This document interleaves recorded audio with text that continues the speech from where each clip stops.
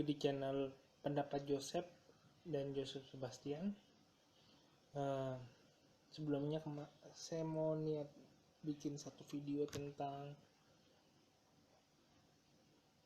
case Jordan versus Mourinho, terus pemain yang tidak dipanggil timnas, terutama Smalling, yang bagiku layak mendapatkan jawaban kenapa dia tidak dipanggil. Dan pemain yang dipanggil timnas ada 4.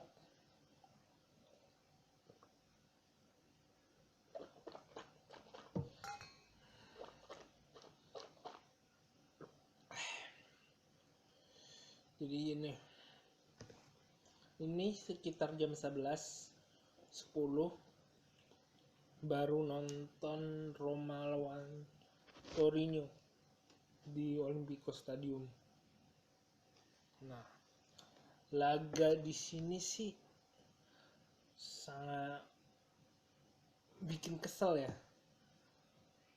Kalau saya merasa para pendukungnya Torino pun pasti kesel lihat laga ini, karena secara praktis dua tim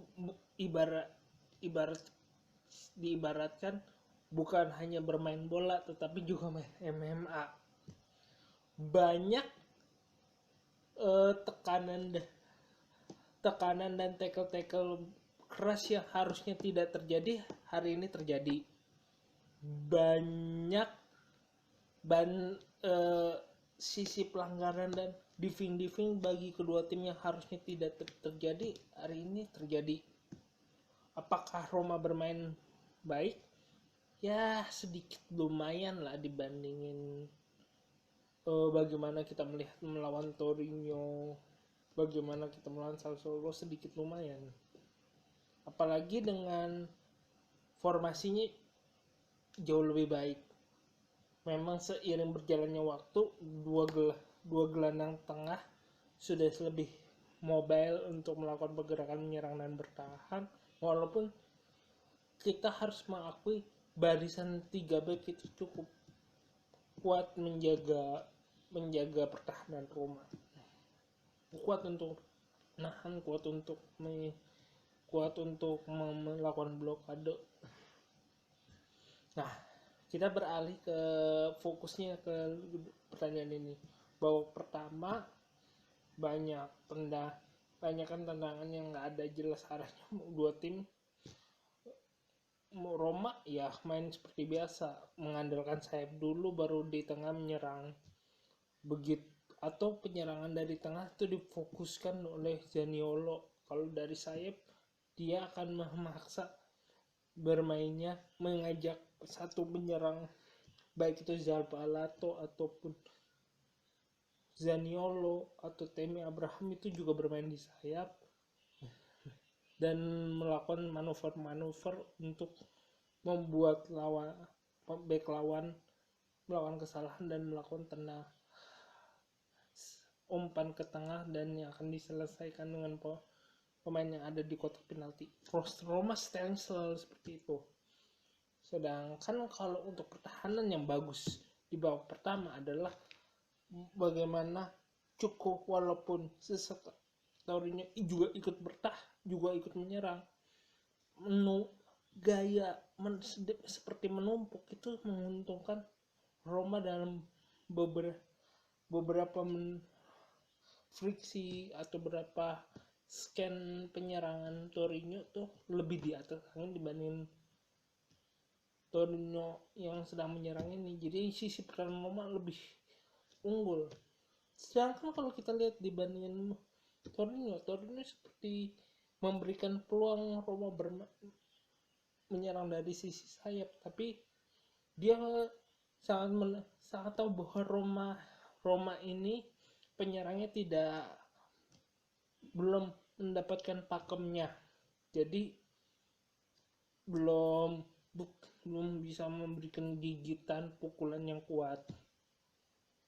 Ya cukup masuk akal sih, dan itu hari-hari sebagai Romanisti kita selalu melihatnya di setiap hari pertandingan. Nah, selesai sampai di sana, yang jadi sempet jadi kekesalan itu penalti yang nggak jadi. Penalti yang nggak jadi menurutku cukup masuk akal. Si alasan Gianluca Mancini memprovokasi menurutku bisa dibilang dia sedikit memprovokasi wasit untuk memberikan penalti, tetapi ya hal itu sangat hampir sulit dikatakan itu penalti, itu handsball, karena Zaniolo ada di belakang pemain itu dan pemain itu memang tidak menyentuh bola dengan tangannya. Jadi cukup layak lah untuk tidak jadi penalti. Dan kita beralih ke babak kedua. Babak kedua Torino berusaha melakukan manuver. Untung dia di menit 50-an dia mencetak 1 gol lewat penalti. Sejak itu Roma sama Torino berbalasan, berusaha mendominasi. Roma lebih aktif, lebih menekan, tetapi ya seperti saya singgung dengan awal, banyak hal-hal yang jadi lebih keras, lebih ngotot kedua tim. Di satu sisi elemen gondok-gondokannya cukup bisa dilihat, cukup bisa menaikkan adrenalin, tapi ya menurutku sih ini sih diakibatkan dengan beberapa tackle keras dari kedua tim itu yang menyebabkan permainan seperti ini. Tackle keras dari kedua tim, baik Roma juga melakukan yang sama, terutama Gianluca Mancini, dorongan Ibanez itu cukup mengganggu pemain jalan permainan baiknya Torino juga melakukan hal sama. Jadi membuat kedua pemain ini saling terbakar emosi kedua tim. Sampai pada menit banyaknya kartu yang keluar, sampai Mourinho juga dikeluarin. Jadi setelah Januari pun dia tidak bisa memimpin tim. Ya cukup kesal ya, Mourinho tidak bisa memimpin. Ini udah berapa kali juga harus ada penegasan untuk klub lah. Ini udah merugikan banget, sampai dua kali nggak bisa ini. Tapi ya bagiku ya pertandingan ini harusnya bisa menarik. Seandainya Roma kalah, harusnya jadi Roma kalah memang dari permainan, bukan gara-gara wasit itu merasa menguntungkan suatu tim. Terutama Roma yang tuan rumah, tapi Roma kayak dirugikan. Sebenarnya kan kalau mengatakan tuan rumah lebih diuntungkan ya, kalau ya itu semua orang tahu. Tapi kalau dalam pertandingan saya merasa wasit harus lebih adil. Nah, di sisi ini adalah sisi Torino tidak diperlakukan adil seperti saya singgung tadi, tapi juga banyak Roma yang tidak diperlakukan adil. Banyak tackle yang kayak tendangan EMA baik yang dilakukan baik Torino, tetapi tidak diperingatkan wasit. Banyak bantingan dari pemain Torino tidak diingatkan. Banyak yang friksi yang harusnya bisa dihentikan wasit jadi bisa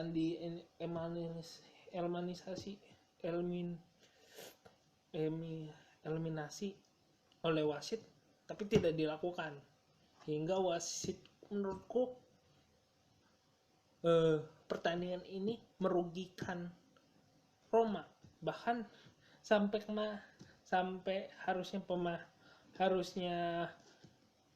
pertandingan ini tidak bikin kesel, sampai main yang harusnya main di timnas itu yang Zelensky juga ada raut wajah kesel di pertandingan ini. Jadi pemain, jadi ibarat kata ini pertandingan yang harusnya menutup sementara Liga Italia sampai Januari tahun baru nanti dengan kekesalan baik Roma maupun Torino, terutama si Roma sih. Dia cukup dirugikan ya. Ada hal yang baik dari pertandingan ini. Dybala main tetapi tadi dapat tackle. Saya merasa itu sedikit over, harus dibutuhkan over observasi. Terus juga ada di sisi Belotti cetak penalti, padahal itu penalti paling bersih yang didapatkan Roma.